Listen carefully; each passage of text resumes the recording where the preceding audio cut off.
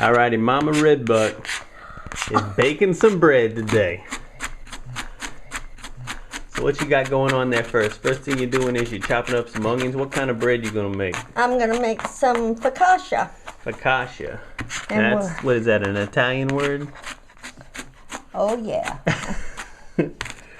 Alrighty. And we're going to do our own topping. We're going to just add whatever we like.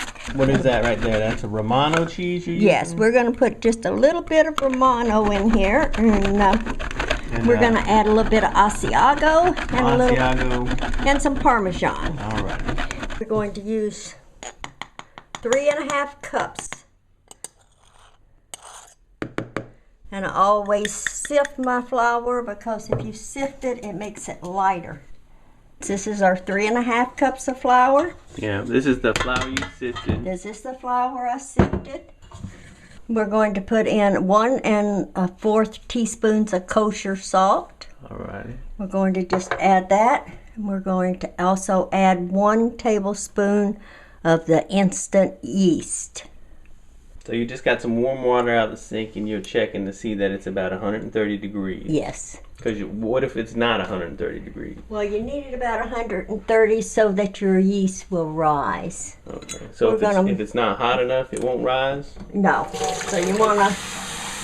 And then if it's too hot, it will kill it. So... It'll kill it? It will kill it and it won't do anything. And if your yeast is old... When you buy yeast, always make sure and check the dates on it because if it's old, it will not work. So you're adding a cup and a half of water that's about at 130 degrees. Mm-hmm. Now we're going to put him on for like 60 seconds. He's going to be sticky. Okay. And we're going to take him out.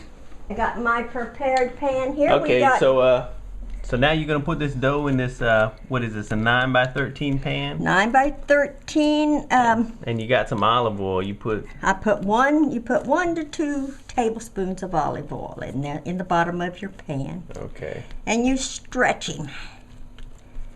So you can kind of have him a little ready for when you're going to put your toppings on. And we're going to cover him. And we're going to set him in a warm place for 45 to 60 minutes. It just depends on how warm a place you have. Okay, and we will see in about 45 to 60 minutes, see what happens to him. And in the meantime, we'll saute the onions and get those ready.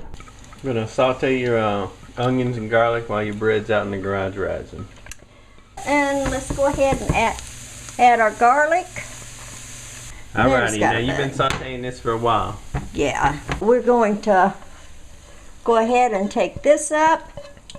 And we have all of our toppings ready. All we're doing now is just waiting for our bread to finish rising. You got some rosemary. And I got a little bit of fresh rosemary to go with it. So it's been about 45 minutes. And there we are. He's all puffy. We're going to very gently uncover him. Let's put a little bit. You're putting your thumbs in the olive oil? Yeah. What does that do? That's a little character. Oh, you're just making a pattern for when I'm making a little pattern, yes. That way he's not just a plain old hunk of bread. There. That's just a little pattern. Now we're going to take a little bit of olive oil. Just drizzle it over there. And as it bakes, it absorbs this olive oil? Yeah. We had almost 2 tablespoons of olive oil on the bottom of the pan, and now that the dough is risen, you put a couple more tablespoons on top of it. On top. Now let's put a little bit of cheese first. We got some asiago here, a little bit of romano, and a little bit of parmesan all mixed together, and we're just going to sprinkle just a little bit. Is it important that that's the first thing that goes on? Well, you don't want to put all your toppings on and then cover everything with cheese and then have like a big old cheese crust on it. Okay. This is our onions and our garlic. You want to just make sure everything gets a little bit. Man, it already smells great, man. That sauteed onion and garlic, I could just get a spoon and eat that right now. We got a little bit of jalapenos chopped here. Alrighty. Now let's do a little bit of olives. We got the Carlamardas and a few of the little green whole olives. Let's go ahead and put a little bit more of the cheese on top, just a little bit. So you started with cheese, now you're finishing with cheese. Yeah, but we're just going to do it a little bit. What about that rosemary? I'm going to sprinkle the rosemary on. It's going to be the last thing. The rosemary gives it a good taste. Not only that, it makes it very pretty, I think. Oven's preheated. Let's stick him in. Let's put him 35. And, okay, 375 at 35 minutes, and we'll come back and check him.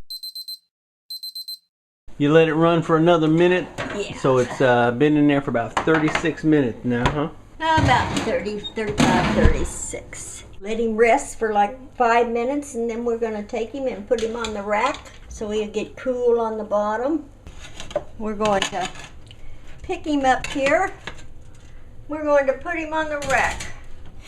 Well, this hasn't sat here but for a minute, but you're going to go ahead and let me have a piece? Yeah, I'm going to go ahead and cut you a little piece here. Let's cut you a little piece here. Oh man, that's soft. That's soft. Yeah, it looks good. And looks delicious.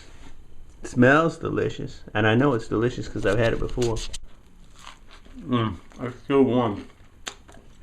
When I usually have this, it's usually cold because I'm very rarely here when you're pulling it out of the oven. But man, this is fantastico. I don't usually bake bread. But this didn't look too complicated. It looked like you had to do some measuring and all that blah blah blah.